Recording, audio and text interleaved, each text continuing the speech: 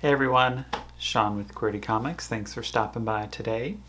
So this video was sort of a request from some people that I know, as well as just being a purchaser of items from eBay and whatnot, and coming, nothing is more upsetting than ordering a nice book on eBay and then having it arrive crushed and destroyed.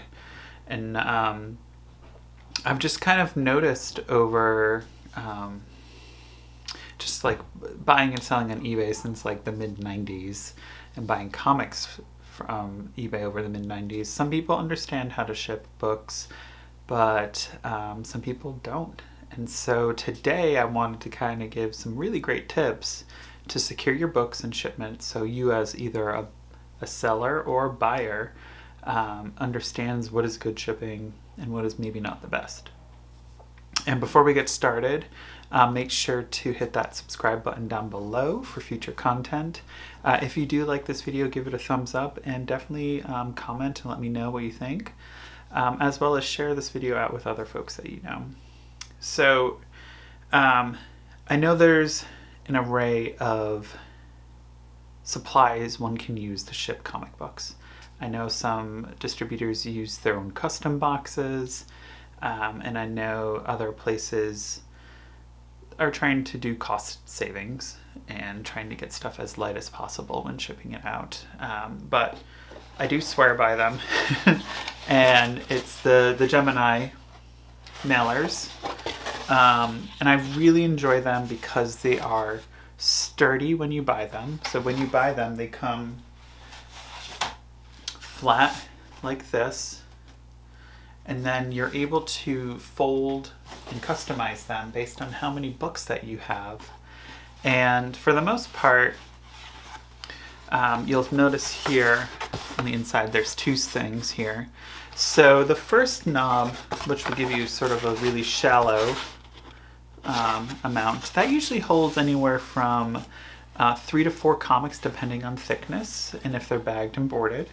And then if you go to the second knob, that will hold about 6 to 8 comics if they're thinner. And the same thing will go with these sections here.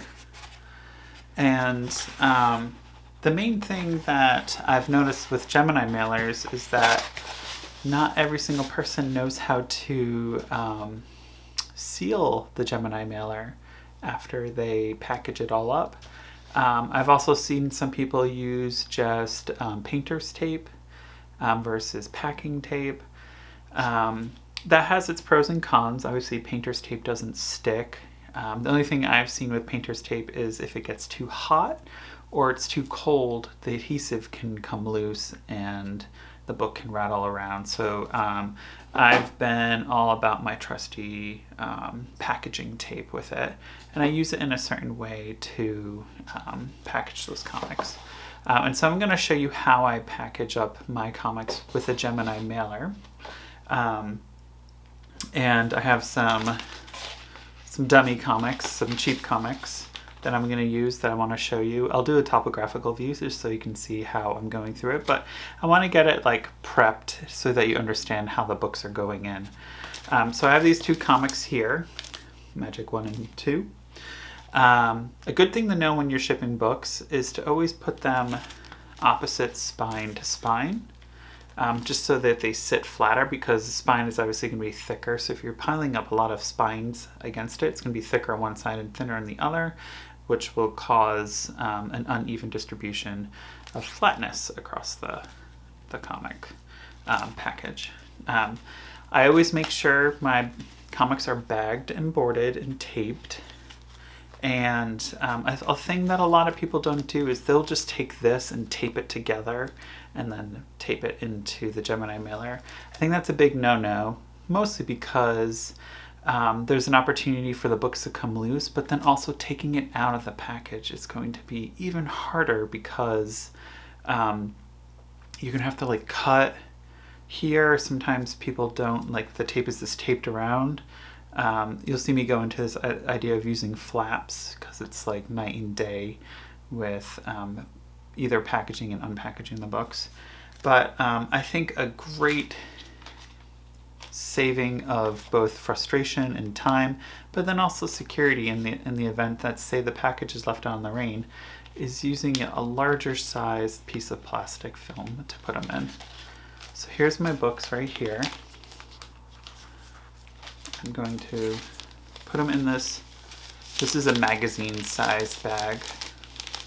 Put them in that. They fit perfectly. Obviously there's a little lip here and a lip here.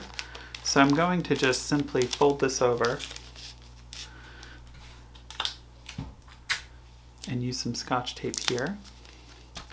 And then I'm going to fold this over, kind of like if you were packaging a comic. It doesn't have to be perfect. And tape it. So now all our books are in one bag, and that's going to make it a lot easier to move them around in the Gemini mailer. But then also when we add our taping of the books into the Gemini mailer, it's going to make it easier to remove the tape without damaging any of the bags on the books. And then it's also going to add that extra protection from any types of water or any type of other spillage on it. So one last thing before I changed the views on this.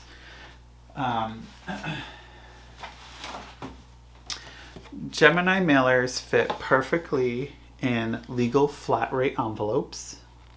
So this is good to know, and I believe you can even put up to those 8 books in it. So this is good to know if you are using a priority mail within the United States.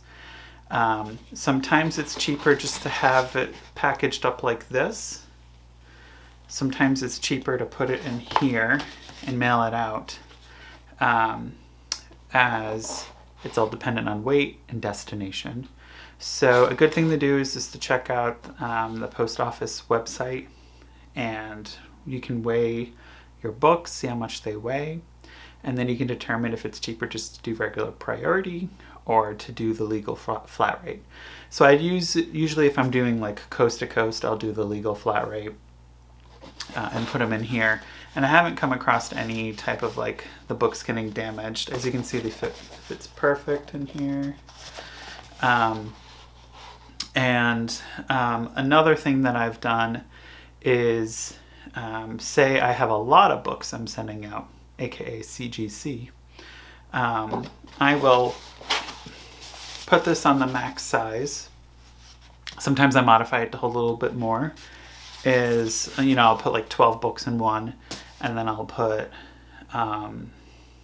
13 in another from sending out 25, and they fit perfectly in the medium flat rate package that USPS has out. So I saved myself a bunch of money. Of course, I insure the package for the value of the books in the event it does get damaged, but those books have that extra protection because you can see how there's this space here where it will prevent the books if there's any slamming or moving around or digging on the corners. And 2 of those will fit nicely in that medium-sized box so that they will just be nice and safe in there. I know some people will use the CGC boxes, but at that point, since it's not a flat rate box, you are going to pay a lot more to ship it out because it's going to weigh a lot more than what the flat rate does. So I'm over on the West Coast, and if I'm sending something to Florida, depending on the value of the books, it's anywhere from $35 to $45, depending on the insurance of them. But I haven't had anything, knock on some wood, happen to my books in transit. I've definitely gotten books back from CGC damaged, but that's on them at that point. The other thing I wanted to let folks know is there is a priority mail package that is the 1095 box. This holds up to 2 graded comics perfectly. And when I say perfectly, it's with a nice surrounding of bubble wrap on the top and bottom, in the middle, and on the sides, so that the graded book will get there nicely. So if you do have a larger than average book, so say something is a trade, it might be a little, for two of them, it might be a little too thick, because I usually like to do bubble wrap between the books. But this is wonderful to ship books out. And so when I'm shipping any type of graded book, it goes in this 1095 package. If I do anything larger, it's usually like a larger box that I overstuff, and then it would just be normal priority mail shipping. But most of the time I'm selling like one graded comic on eBay, and I'll have a smaller book that goes in here. These are also fine for first class mail as well too. Remember, no media mail. You'll have to, the receiving person will, most of the time, if they open it, they'll probably destroy the book, and then the person receiving it will have to pay extra postage. So first class, priority mail. So I usually like doing priority mail because it ships faster, and they tend to treat the books a little bit nicer. I know, obviously, I've heard stories where people are like, no, I don't trust that. But these are just things that I've come across with just making sure that the books are delivered nicely in a timely manner, and the person receiving it is overall happy with that shipping. So without further ado, let's go into putting some books in here, getting it all taped up and ready to be shipped out. Okay, so we have our books in our packaging. They're bagged up, taped, as you can see, and the first thing we want to do is to evenly place it on this fold here.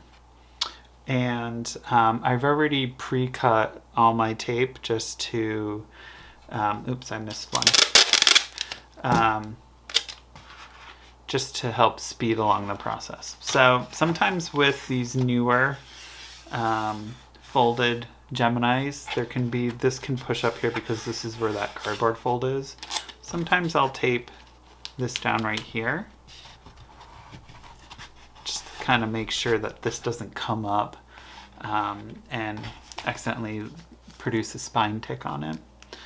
So our folds are already folded. I'm going to place the book in here. And then what I'm going to do is I take some masking tape and I fold it over an edge to produce a small tab that I can pull up on. It's not sticky, and the tab is going to be super easy with removing the book. And I'm going to do it on all four edges.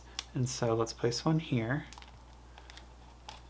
And then I just kind of touch it here. So you can see that there's a super easy tab to pull on. Let's get one over here. And I don't want it super tight because I don't want to like bend the books. And then let's have one here. And last one here.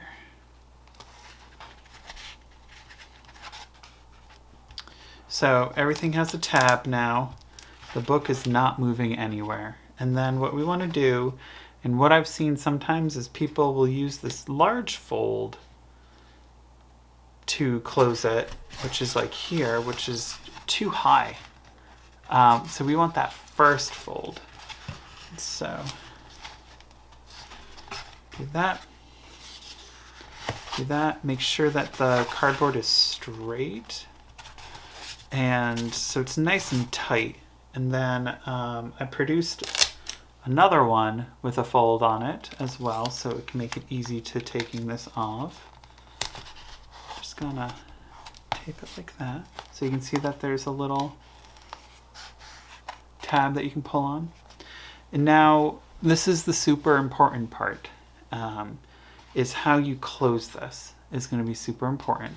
So the first thing we want to make sure is that there's those two folds here. You can see how there's like 1 and 2. So you want to make sure that it's tight. So making sure that if it's only one notch, that this should only be on one notch as well. I've seen a lot of people have it like just kind of half-assed and loosely closed like that, it's not gonna protect those books. The other thing that we want to make sure is that we don't close it like this. So this little flap is going to go on the inside, and the larger one's going to go on the outside. And since this is only one notch, see how this is pushing out? We want to make sure that this is flush to the edge. So you can see that beautiful flush to the edge piece. And what we're going to do is we're going to tape along here and then fold it over. So what you want to do is it's going to take your masking tape, your packing tape, and I don't do it the full way, just partial. Put it on like this. And then we're going to just make sure it's tight. And I like to start from the middle.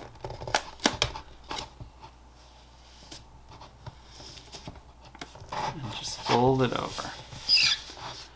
So now that's nice on this edge here. And then what we want to do now is we want to like make sure that this is flat and flush and secure within that shipping process. And so you've probably seen a lot of people put tape right in the center. If you do that though, you'll notice that it squishes this in the center and it doesn't necessarily protect the edges here. So what I do with all my books is I tape the edges. So here and here, here and here. So what that'll do is it'll add extra sturdiness to the book, to the packaging, and it will prevent the corners from getting really beat up because it adds sturdiness to it. So here's a piece of tape. It's gonna right flush to the edge, and then just pull it nice and tight.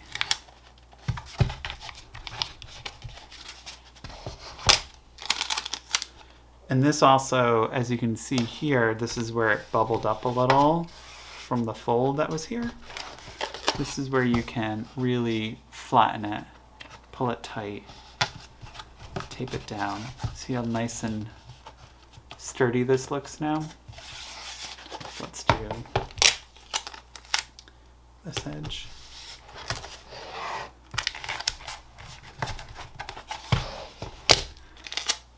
And let's do this edge.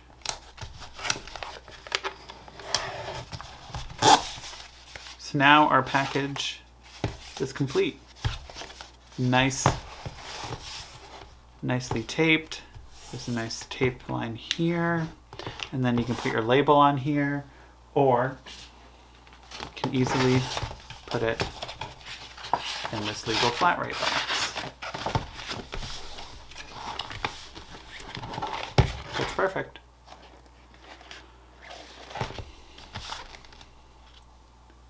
Okay, we got our nice packaged comic book.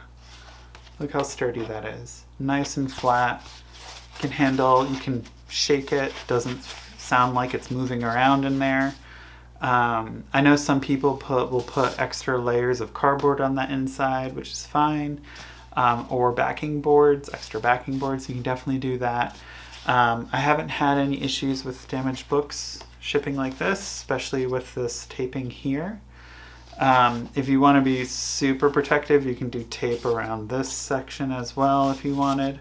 The main thing is, like, obviously you have this space in here to prevent damaging to the books. It's adding that extra cushion, but you want to make sure that these corners, these sections of the package are nice and sturdy.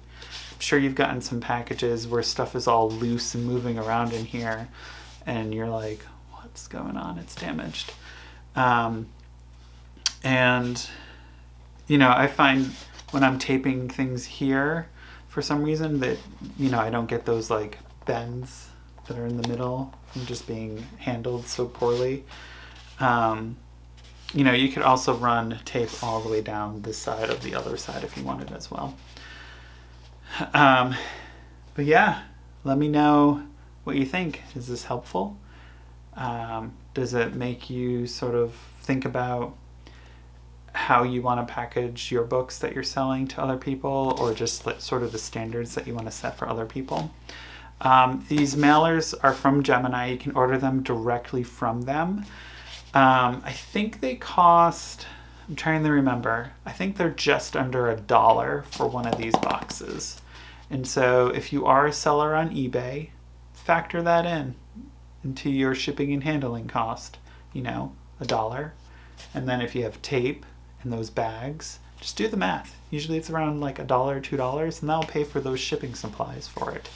That's what the shipping and handling is for, to pay for those expenses, not to boost up your shipping cost for more profits. Obviously, you pay a portion to eBay for those, so plan that all accordingly for yourself. I hope this was helpful. And if you need any other shipping techniques, if you want me to show anything else, let me know in the comments below. I always want to make sure to provide the highest quality for everyone. I'll make sure to put in the link to Gemini's website down below, and all the products that I use in this video, so that you'll have it for yourself going forward. Thanks for stopping by, and I hope you have a great week. Have a good one. Bye.